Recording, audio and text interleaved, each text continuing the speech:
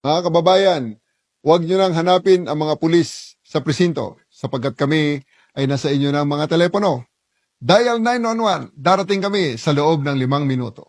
Lilingkod sa bawat Pilipino at magbibigay ng tamang impormasyon para sa tahimik at maayos na Pilipinas. Police News Network, alagad ng batas, tagapagtaguyod ng balitang pulis, sandigan ng mamamayan, patnubay ng katotohanan. Na Kampo Krame, maghahatid ng pinakahuling kaganapan at nagbabagang balita. Ito ang PNN Police News Network. At ngayon, ang inyong mga tagapagbalita. Magandang araw, Bagong Pilipinas. Ako, ang inyong alagad ng batas, tagataguyod ng Balitang Pulis, Patrolman Adrian Deao. Maghahatid ng tamang balita, kwento ng pulis at serbisyo para sa mamamayan at ito ang PNP News Online. Ang pangunahing balita ng Police News Network, alagad ng batas, tagataguyod ng Balitang Pulis.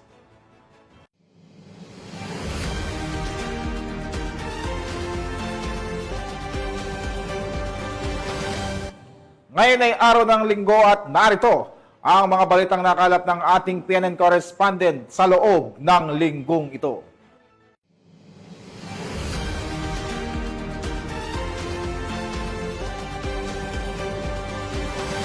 Sa ating unang balita, walang ligtas sa kamay ng batas ang isang lalaki sa Cotabato City matapos siyang maaresto ng mga otoridad dahil sa patong-patong na kaso ng panggigipit at pagkakasangkot sa iligal na droga. Nakatutok dyan si Patrolwoman Maria Senyora Agbuya. Arestado ang isang lalaki sa ikinasang entrapment operation na maoperatiba ng Regional Anti-Cybercrime Unit Bangsamoro Autonomous Region sa Cotabato City nito lamang ika-13 ng Hulyo taong kasalukuyan. Kinilala ng mga otoridad ang sospek na si Elias Udin, residente ng Cotabato City na nahuli sa mismong pakikipagkita sa biktima matapos nitong pilitin ng babae na magbigay ng pera kapalit ng hindi pagpapakalat ng kanyang sensitibong larawan at video sa internet. Sa isinagawang operasyon, nakumpiska rin mula sa sospek ang hinihinalang shabu, dahilan upang masampahan ito ng patong-patong na kaso, kabilang na ang paglabag sa Article 294 o Robbery with Intimidation of Person, Republic Act 9995 o Anti-Photo and Video Voyeurism Act of 2009, Republic Act 10175 o Cybercrime Prevention Act of 2012, at Republic Act 9165 o Comprehensive Dangerous Drugs Act of 2002. Pinuri naman ni Police Lieutenant Colonel Arnold P. Acosta, Officer in Charge ng Regional Anti-Cybercrime Unit BAR, ang matagumpay na operasyon ng mga otoridad at pinaalalahanan ng lahat na huwag basta-bastang magtitiwala sa mga nakikilala lamang sa internet upang maiwasan ang mga ganitong uri ng pananamantala. Mula rito sa rehiyon ng Bangsamoro, ako ang inyong Police News Network correspondent, Patrolwoman Maria Senyora Agbuya, alagad ng batas, tagataguyod ng Balitang Pulis. Maraming salamat sa iyo, Patrolwoman Agbuya. Sa gitna ng mas pinatinding kampanya ng pulisya kontra iligal na droga, kalaboso ang isang lalaki matapos madakip sa isinagawang bypass operation ng mga otoridad sa barangay Cannery Site, Palumulok, South Cotabato. Tinutukan niyan ni Patrolwoman Ara Cassandra Concon.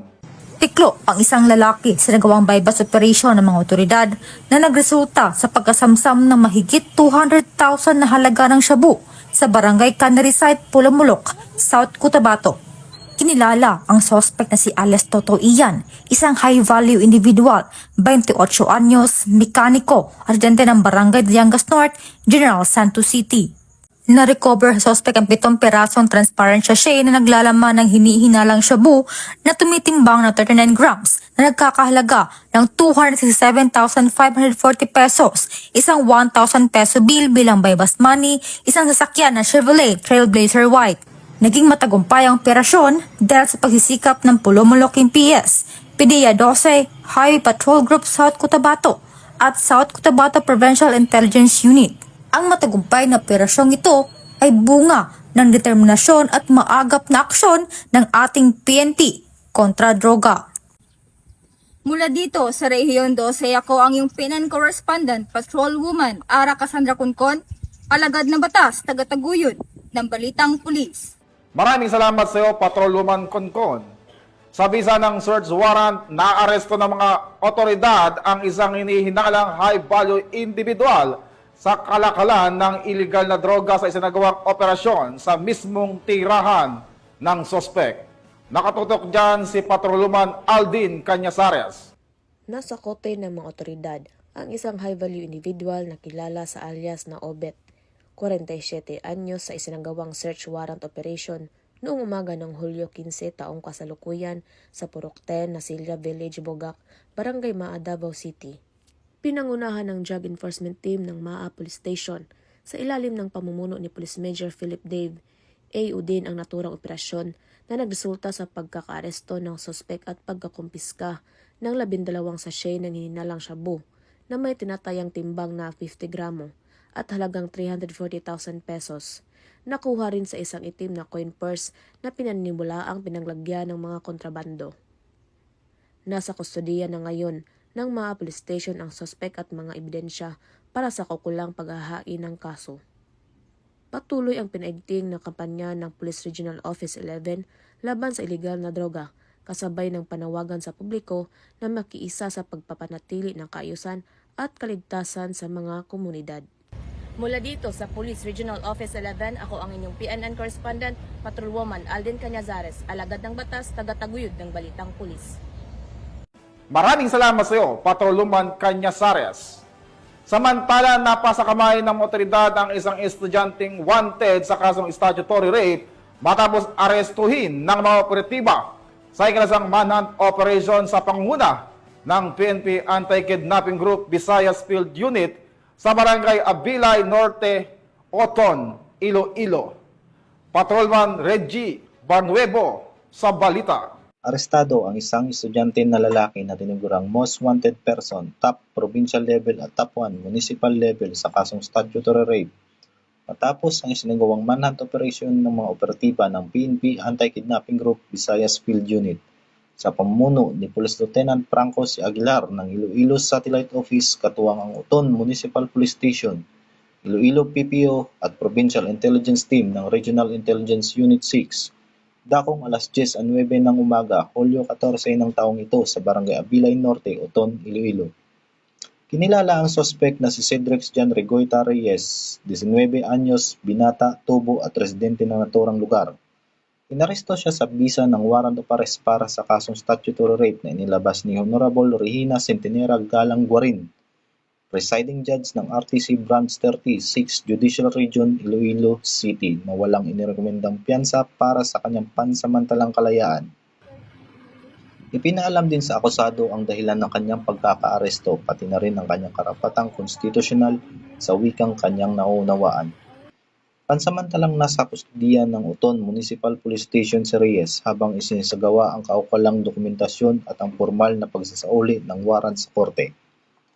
Ang matagumpay na operasyon ng BPU Iloilo ay bahagi ng patuloy na kampanya ng PNP Anti-Kidnapping Group laban sa kriminalidad at pagtutok sa mga individual na may kaso upang matiyak ang seguridad at hustisya para sa publiko.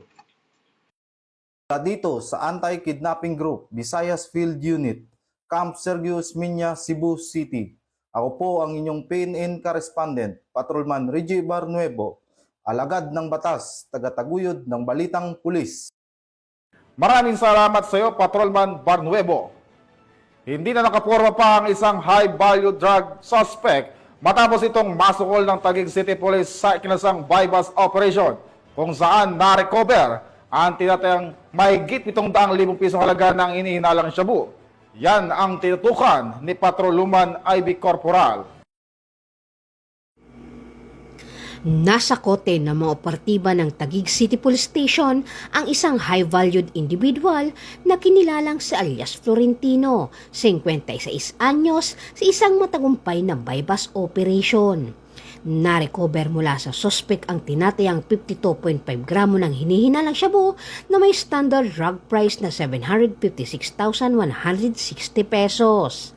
Bukod sa illegal na droga, nakumpiska rin ang mga perang ginamit sa illegal na transaksyon at isang itim na pouch. Dinala ang naarestong suspect at ang mga ebidensyang na-recover sa tanggapan ng Station Drug Enforcement Unit ng Taguig City Police Station para sa wastong dokumentasyon at pagsasampa ng mga kaukulang kaso sa ilalim ng Section 5 at 11, Article 2 ng Republic Act 9165 o mas kilala bilang Comprehensive Dangerous Drug Act of 2002. Mula dito sa Camp Bagong Diwa, Bikutan, Taguig City, ako po ang inyong PNN correspondent, Patrolwoman Ivy Corporal, alagad ng batas, tagataguyod ng Balitang Pulis. Maraming salamat sa iyo, Patrolwoman Corporal. Timboga isang lalaki matapos makumpiskahan ng mahigit 300,000 pisong halaga ng shabu sa ikinasang bypass operation ng pulisya sa Limay, Bataan. Ang report mula kay Patrolwoman Jilly Peña. Muling nagtala ng tagumpay ang kapulisan sa patuloy na kampanya laban sa illegal na droga matapos masamsam ang higit 300,000 pesos na halaga ng hinihinalang shabu sa isinagawang bypass operation sa Barangay St. Francis II, Limay, Bataan, dito lamang 15 ng Hulyo taong kasalukuyan. Ang operasyon ay pinangunahan ng Limay Municipal Police Station sa ilalim ng pamumuno ni Police Major Jimmy Albert A. Desin, hepe ng Limay MPS, sa mahigpit na gabay at direktiba ni Police Colonel Marites A. Salvadora, Provincial Director ng Bataan Police Provincial Office. Naaresto sa mismong operasyon ang isang suspect na kinilalang si alias Maki na nahulihan ng nasabing kontrabando na umabot sa timbang na 57 grams at may standard drug price na 387,600 pesos. Yun po, yung suspect po natin, hindi po siya taga rito sa Bataan. Galing pa po siya ng Taguig. President po siya ng Taguig. Doon may mga kamag-anak siya dito sa Limay na dito siya nagbabagsak. Area ng Balanga, and then dito rin sa Limay yung item niya galing ng Taguig. Siya ay agad na dinala sa istasyon ng pulisya para sa kaukulang dokumentasyon at disposisyon. Nahaharap ngayon ang suspect sa kasong paglabag sa Sections 5 at 11 Article 2 ng Republic Act 9165 o ang Comprehensive Dangerous Drugs Act of 2002. Ayon sa Bataan PNP, ang matagumpay na operasyon ay bahagi ng mas pinaigting na kampanya ng Philippine National Police laban sa paglaganap ng ilegal na droga sa lalawigan upang mapanatili ang kaayusan, kapayapaan at kaligtasan ng mga pamayanan sa Limay at Karatig Bayan. Patuloy ang panawagan ng kapulisan sa publiko na makipagtulungan sa pamamagitan ng pagbibigay ng impormasyon upang masugpo ang mga kriminal na aktibidad sa kanilang komunidad. Mula dito sa gitnang Luzon, ako ang inyong PNN correspondent, Patrolwoman Jilly Advicola Peña, alagad ng batas, tagataguyod ng Balitang Pulis. Maraming salamat sa iyo, Patrolwoman Peña. Walang ligtas sa mabilis na pagresponde ng kapulisan ng dalawang armadong sospek matapos masakote ng Makati City Police sa loob lamang ng 5 minuto matapos ang kanilang illegal na aktibidad. Nakatutok dyan si Patrolwoman Mika May Bahiwag. Nasa kote sa loob lamang ng 5 minuto ng mga tauhan ng Makati City Police Station ang dalawang suspect na sakay ng motorsiklo sa mabilis na follow-up operation matapos ang insidente ng pang-hold up dakong alas 4 ng madaling araw sa Ayala Avenue Extension, Barangay Bel Air, Makati City. Kinilala ng mga operatiba ng Makati ang mga naarestong suspect na sina alias Dislate, 27 anyos, at alias De Guzman, 24 anyos, na kapwa taga Taguig City.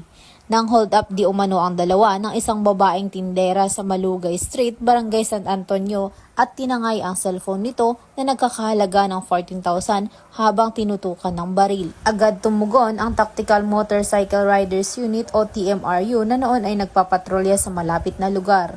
Na-recover sa mga suspect ang dalawang baril, isang .45 caliber pistol at .22 revolver, isang fragmentation grenade, ang ninakaw na cellphone at mga gamit na ginamit sa krimen tulad ng helmet, jacket at motorsiklo. Mahaharap ang mga suspect sa kasong robbery o Article 293 of Revised Penal Code, paglabag sa Republic Act 10591 o illegal possession of firearms at Republic Act 9516 o illegal possession of explosives. Kasalukuyan namang nasa kustodiya ng Makati Police ang mga suspect habang isinasagawa ang mas malalim pang investigasyon.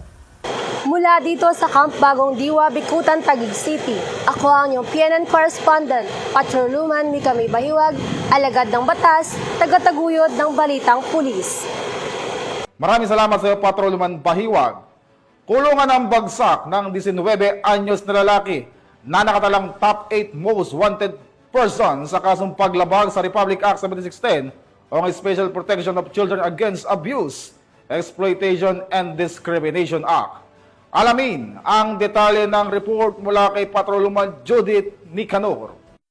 Sa kulungan ang bagsak ng isang 19 anyos na top 8 most wanted person, regional level na may kasong 3 counts ng Statutory Act of Lasciviousness, kaugnay sa Republic Act 7610 o Special Protection of Children Against Child Abuse, Exploitation and Discrimination Act matapos maaresto ng kapulisan ng Lapu-Lapu City nito lamang nakaraan. Kinilala ni Police Major Felix C. Cleopas III, Station Commander ng Police Station 3, Lapu-Lapu City Police Office, ang suspect na si Romar, 19 anyos na residente ng Purok Shooting Star, Barangay Babag, Lapu-Lapu City. Bandang alas 12:20 ng tanghali nang tuluyang mapas sa kamay ng mga otoridad ang suspect sa bisa ng warrant of arrest para sa kasong 3 counts ng Statutory Act of Lasciviousness ng Article 336 ng Revised Penal Code kaugnay sa Republic Act 7610 o Special Protection of Children Against Child Abuse, Exploitation and Discrimination Act. Ang nasabing kaso ay inisyo ni Honorable Christine S. Muga Abad, Presiding Judge ng RTC Branch 70, Lapu-Lapu City, na may 480,000 na rekomendadong piyansa. Samantala, kasalukuyang nasa kustodiya ng Police Station 3 LCPO ang suspect para sa dokumentasyon at tamang disposisyon. Magandang araw po sa ating lahat. Ako po si Police Major Felix Cleopas III, ang Station Commander ng Police Station 3 Lapu-Lapu City Police Office. At kami po ay patuloy na nagsasagawa ng mga hakbang upang masiguro ang tapat na pagpapatupad ng batas at ang proteksyon ng ating mamamayan.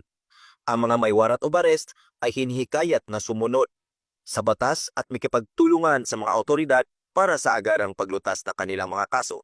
Sa mga kasapi ng ating puwersa, patuloy po nating pagtutulungan upang matiyak na ang ating komunidad ay magiging ligtas at makatarungan para sa lahat.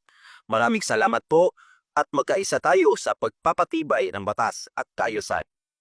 Ang matagumpay na pagka-aresto ng suspect ay bunga ng pinagsanib puwersa ng kapulisan ng Lapu-Lapu City at Technical Support Company ng Regional Mobile Force Battalion 7. Ang kapulisan ng Central Visayas ay patuloy sa pagpapaigting ng kanilang kampanya sa lahat ng uri ng kriminalidad para matiyak ang kaayusan, kaligtasan at kapayapaan dahil sa bagong Pilipinas, ang gusto ng pulis, ligtas ka. Mula dito sa Central Visayas, sa Konyong Police News Network Correspondent, Patrolwoman Judith Nicanor, alagad ng batas, tagataguyod ng balitang pulis.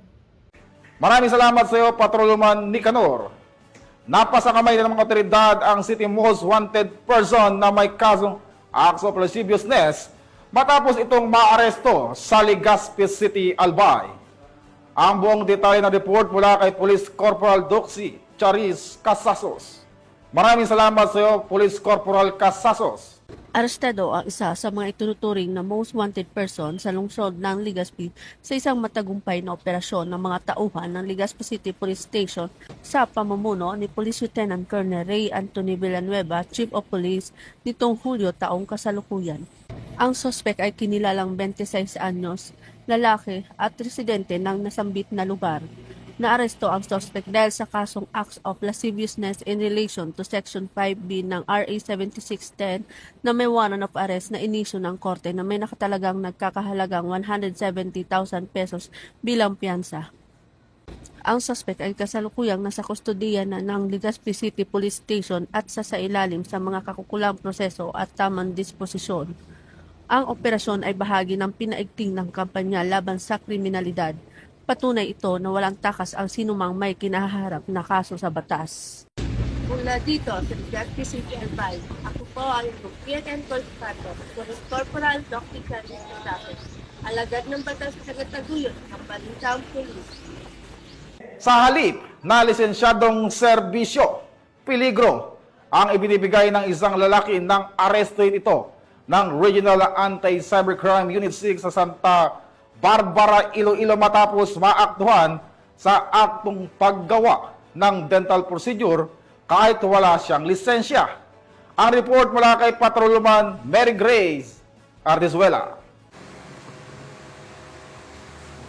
Walang kawala sa batas ang isang lalaki matapos itong maaktuhang nagsasagawa ng illegal na home dental service sa Barangay Balabag, Santa Barbara, Iloilo City. Batay sa isinagawang investigasyon, nadiskubre ng mga otoridad ang Facebook post ng suspect na kung saan ito nag-aalok ng murang pagpapakabit ng dental braces sa halagang 1,500 piso na walang kaukulang permit o lisensya para magsagawa ng naturang serbisyo. Dahil dito agad na ikinasa ang isang entrapment operation na pinangunahan ng mga operatiba ng Regional Anti-Cybercrime Unit 6 katuwang Santa Barbara Municipal Police Station at kinatawan mula sa Philippine Dental Association na nagresulta sa pagkakaaresto ng suspect na kinilala sa alias na Celo, 25 anyos. Kasalukuyang nasa kustodiya ng Santa Barbara Municipal Police Station ng suspect at sinampahan ng kasong paglabag sa Philippine Dental Act of 2007 na nagbabawal sa sinumang walang lisensya na magsagawa ng dental procedures. Sana po sa ating mamamayan, huwag po nating tangkilikin yung mga ganitong illegal na gawain. Dahil ito po ay delikado po sa inyong kalusugan at isa pa, unfair naman ito sa mga lisensyadong mga professional, mga dentista na gumagawa, nagbibigay ng serbisyo na dental na naaayon sa batas. Kung meron pa kayong nalalaman na nagpa-practice ng dentistry na wala silang mga license, maaari po sana i-report nyo sa pinakamalapit na police station or dito po sa Regional Anti-Cybercrime Unit 6 na matatagpuan sa Camp Delgado, Iloilo City.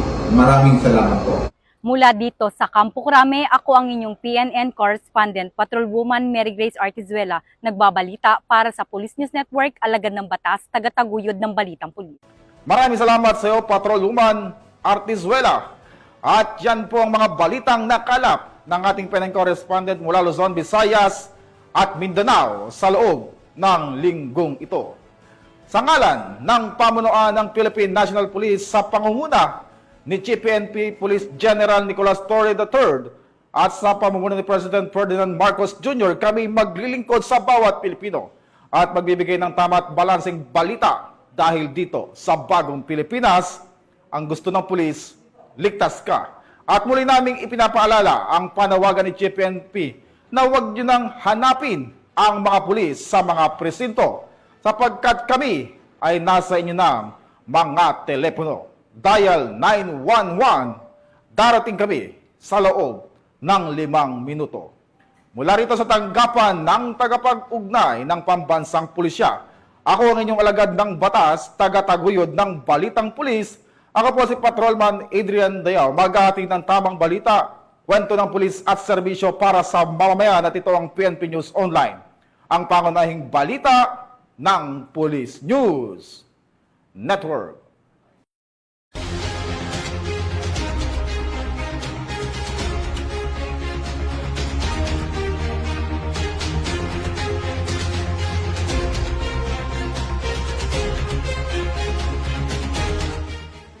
Police News Network, alagad ng batas, tagapagtaguyod ng Balitang Pulis.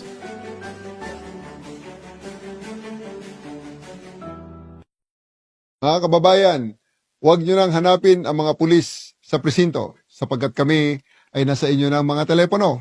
Dial 911, darating kami sa loob ng 5 minuto.